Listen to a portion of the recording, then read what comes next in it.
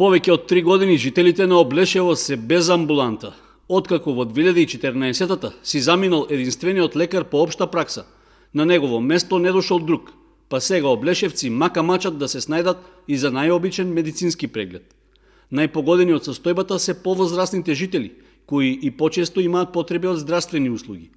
Велат дека заминувањето на лекарите во поголемите места, но и надвор од државата, тие со години го чувствуваат на свој грб. Не доваѓаат у село, неки никој веќе батаја.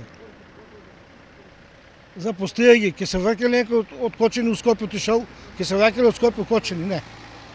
Исто и ова е. Не ќе го никој селото. Облешево на центару, најубава аптека, градинка, нема што нема. Општина, лекар да немаме за една рецепта или за матични сесми по Кочани. Ја. Трошкове големи, што да правам? Морам да дам 40, најам 40, 80. Ја немам никаков приход, ништо не зимам. Не само Облешево, Панчево ќе дојде, Чивлик, Теранци, тука сме баги села. Бање, што сакаш, над 1000 пациента ќе има. Од општина Чешиново Облешево јавно не ја коментираа состојбата и само кратко одговорија дека знаат за проблемите на жителите.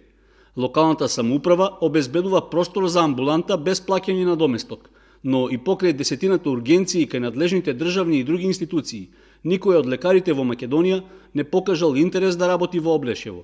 Тоа е потврда дека со заминувањето на медицинскиот персонал од државата, први на удар се помалите населени места. Според статистичките податоци што ги објави невладината Health Grouper, секоја година од Македонија се одат по 120 лекари, главно млади, незадоволни од платите и од условите за работа, а дури 90% од нив немаат желба да се вратат во државата. Дел од облешевци и жителите од околните села се оптимисти и очекуваат амбулантата повторно да проработи. Други пак се помириле со состојбата. Ако треба од увоз ќе дојде доктор 20 сата да биде тука. Тука е срцето на општината и пред 20 години имаше амбуланта, сега е затворена. Нема што да кажам за доктор сме више, нема што. Ако најдат, одма нека доаѓа. Што ќе правим, те така, те виште со бастун. Што ќе прават? Додека и да иде љаје. Измрзнати и со нарушено здравје, постарите облешевци и понатаму ќе чекаат превоз на сред село за да отидат до соседните места каде има амбуланти. Малку во шега на собствена сметка рекоа дека како што одат работите во државата, ќе им остане единствен спас за здравствените проблеми да бараат кај бајачки или не дај Боже кај поп.